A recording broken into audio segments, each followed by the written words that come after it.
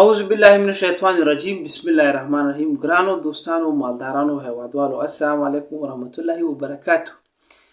نن د یو نوې موضوع سره چې اکثره مالداران زموږ نه پوښتنې کوي، ځینې مشکلات پیښ شوي، د هغې په اړه به تاسو ته معلومات درکړو. ځینې مالداران د دې نه شکایت کوي زموږ غواګانې نه پلارېږي. ځینې مالداران دا شکایت کوي چې زموږ غواګانې چې د خوراک سم نه کوي. ځینې مالداران شکایت دا کوي چې زموږ غواګانې وزن لري. د دې لامل بس د سپرمونو یا د یلقاګانو څخه هغه خوا ځینې نور شیان هم دي چې هغه په دې شیانو باندې تاثیر لري، چې هغې کې لومړی غذا او تغذیه یا خوراک ده. موږ چې د اکثره مالدارانو سره کله خبرې کوو یا د هغې سره پیغامونه تبادله کوو یا هغې سره په وټساپ باندې خبرې کوو، نو هغې په یو نامعلوم مقدار باندې غواګانو ته بوس ورکوي او بوس په هغه اندازه باندې ورکوي چې د غوا ګېډه بې ډکه شي. بیا د دې سره چې دی وچه ډوډۍ ورکوي اکثره، او بو کې لمدی او څه ناڅه بور یا سبوس چې دی دا د بوسو سره ګډوي یو ځای دا ورکوي. د دې سره ځینې مالداران داسې هم شته چې هغه شنه شوتله د بوسو سره ګډوي، یو ځای 4-5 کیلو شنه شوتله باقي د بوسو سره ګډوي او ډوډۍ په اوبو کې لمدی چې کله خیشته شي هغه راخلي، بیا یې غوا ته ورکوي او د غوا پې مړۍ او دغه روزانه کار د دې جدا تکراري. اوس راځم چې دی څومره کولی شو شیدو تولید کړي، د دې مثبتې ګټې څه دي او منفي ګټې څه دي او سره کوم کولی شي ستاسو په مالدارۍ باندې تاثیر وکړي. د ټول نه خو لومړی په تېره ویډیو کې ما تاسو ته تشریح کړه چې اوس د 2 نه تر 3 کیلو پورې د دې نه زیات نه پکار یې غوا او ورسره خوا کې د جوارو سالید څخه باید کار واخیستل شي، د بېدې څخه کار واخیستل شي. که تاسو چېرته غواړئ چې د 20-25 کیلو تولید د شیدو تولید ولرئ. اوس په یو نامعلوم مقدار باندې بوس ورکول چې په هغې باندې د حیوان ګېډه ډکه شي یا د غوا ګېډه ډکه شي، دا یوازې کولی شي چې د غوا ضرورت پوره کړي د انرژۍ او د پروتینو. د دې نه اخوا 4-5 کیلو شنه شفتله چې د دې کې تقریبا 80 تر 80% پورې اوبه د اوبو ضرورت ډېر پوره کوي نسبت دې ته چې د غوا د شیدو د تولید ضرورت پوره کړي.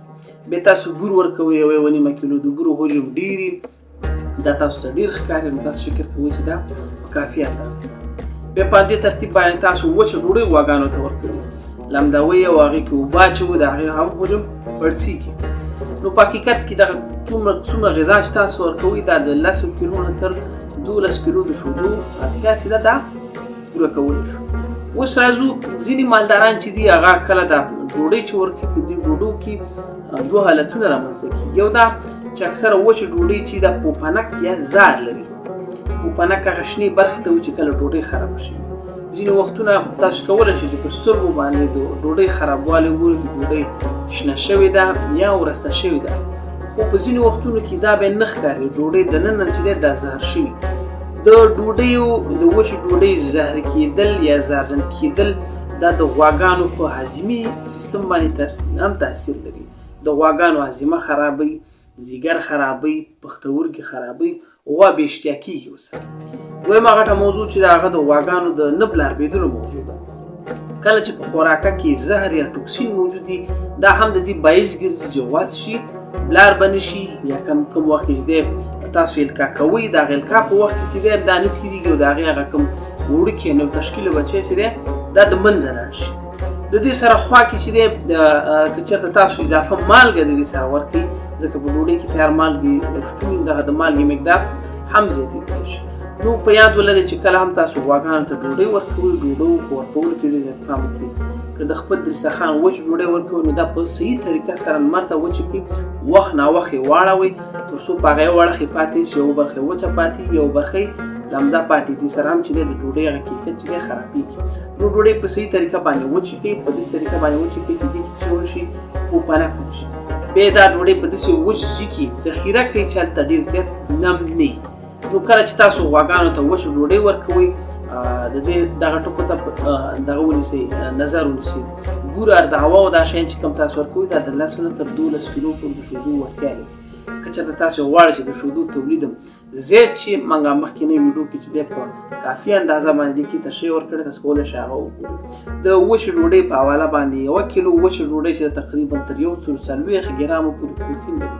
1 کیلو وچې ډوډۍ کولی شي چې د 2 کیلو د شیدو تولید چې دی دا د غواګانو د اړتیا پوره کړي. د دې نه زیات نشي کولی. اوس نو که تاسو دې کې اوبه واچوو د 2 کیلو وچ ډوډۍ نه 4 کیلو جوړ کړئ نو دا هماغه شی دی، کوم تاثیر پکې نه راځي. تاسو که کله غواګانو ته وچو ډوډۍ ورکوئ نو د وچو ډوډۍ اول اندازه کوئ، تولې کوئ چې په کومه اندازه وچو ډوډۍ ورکوئ.